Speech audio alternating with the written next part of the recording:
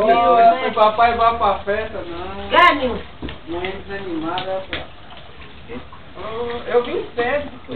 Aí fiquei na internet. Toma, menino. Não precisa não. Então você faz a rodinha aí. Uma alma piedosa, Rapaz, pelo jeito. Olha,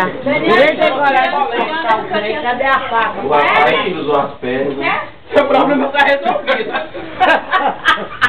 Falta a mangueirinha A agora. mangueirinha, tem mangueira lá na frente, meu filho. Já tá resolvido o problema. Esse é o nome do problema. É o que? Tá aí, né? E o sal, tem que ter o sal. Olha o sal aqui, sal grosso, meu filho. É. Aqui tem. Olha aqui, Cris. Não vale a pena não. Careca de pastor, eu fiz Mesmo lá na frente, Deixa eu cortar a Joaninha ali. Deve ser uma configuração que... Mas eu abaixei, só apareceu seu pé. Ai, gente, tira pra mim na jaqueta da frente, apareceu sua perna.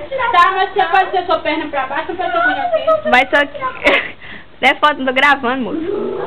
Na moral, é fácil. Aí ia ser sacanagem. Deixa ela.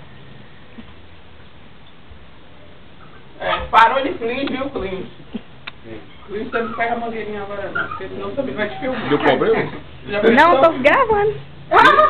Eu ia ficar tudo meio cabral com essa... Olha, Zé, em vez de clean tá feio e tá lá coisa, já tirou da câmera, você filmando. E eu tô toda a vontade pensando que o negócio, eu tô só de zoeira enquanto eu vou no Já deu bem na sua avó? ela já deu um pulo na hora que a avó dela. Meu Deus. Ô, Salvador, mas a outra cachorra lá, você não faz um cachorro muito bonitinho, vai? Qual? Tinha aquela cachorrinha? Mas sua filha... Lady Gaga, o nome dela. Ah. Lady Gaga. Ó, pequenina também, mais bonitinha. Aquela cachorrinha, mãe que gosta dela. Você não pegou, não? Olha aí em cima. Gosta de fumar.